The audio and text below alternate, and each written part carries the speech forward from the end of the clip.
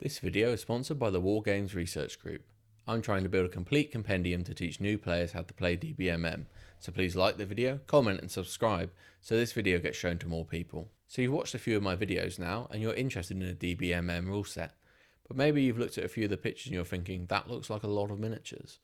Well, let's look at what the other options for entry points are into DBMM that require less than a full army and let you build as you play, and at the same time let's compare DBMM with its brother game DBA. In the back of the book you can find two variants of DBMM, DBMM 100 and 200. DBMM 100 is a great way to get started in the hobby. It uses only a 100-point army with one command rather than the usual 400 points, and it's played on a square board anywhere from 60 to 90 centimeters in size. Here's an example Alexandrian Macedonian army for a DBMM 100 game. It's only 19 elements, making it an achievable hobby project for a month or two's work.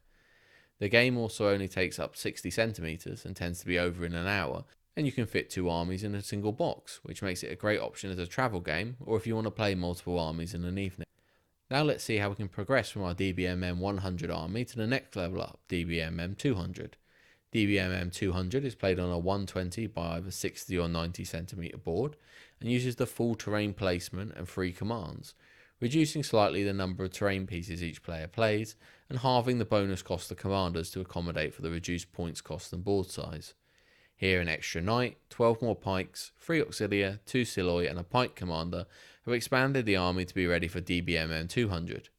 DBMM 200 is still a fast playing game, and you can usually get a match finished within 90 minutes to 2 hours. It's a popular variant to play and one-day tournaments are often played using the DBMM 200 variation, as it gives the complete tactical feel of a large game of DBMM and allows 3 or 4 games to be played in a single day with a break for lunch.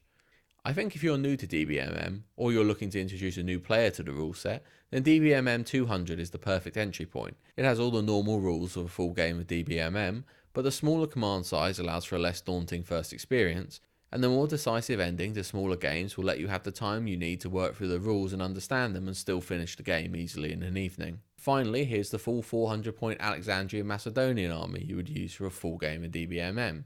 It's been expanded to 4 commands, but the core infantry block remains the same, simply split into 2 separate commands now with a few more auxilia and siloi. Similarly, the knight command has been split in 2 and we have 2 full sets of companions in each command, as well as 6 bases of support and cavalry.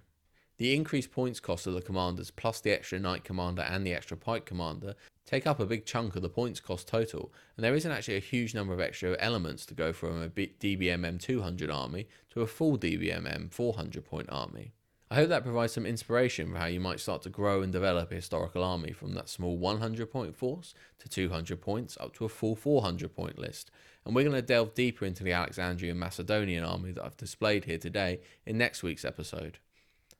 You don't need to start with a plan to paint hundreds of figures before you're able to get your first DBMM game in, and it's a good idea to build your forces up slowly like this. I hope that serves as an introduction for people who are maybe coming to DBMM having not played an ancient war game before or coming from a completely different system. But I want to talk about how does DBMM 100 compare to DBA, a rule set which shares a lot of rules with DBMM.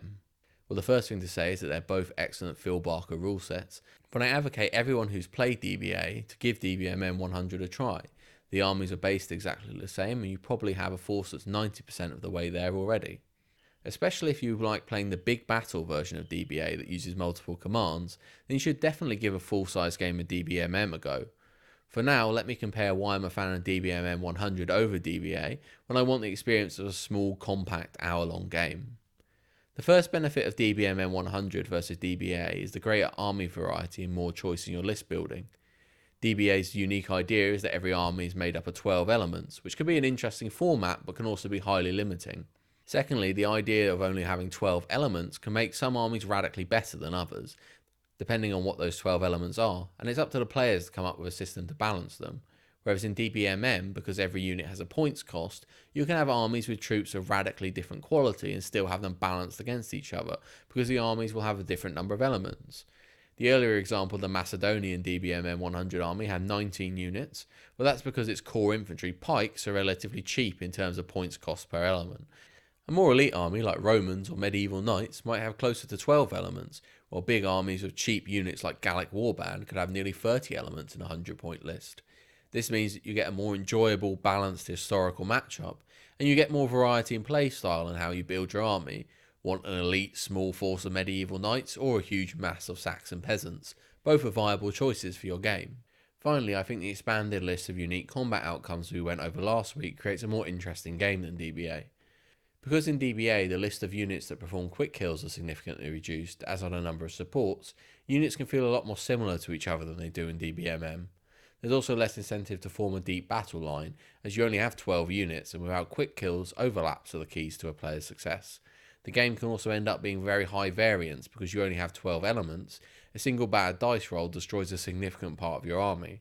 All this combines to make the game far more reliant on exploiting that unlucky 6-1 dice roll than DBMM, which focuses more heavily on exploiting terrain and ensuring proper matchups. The simplified setup rules and single command mean that the complexity between DBA and DBMM 100 is minimal.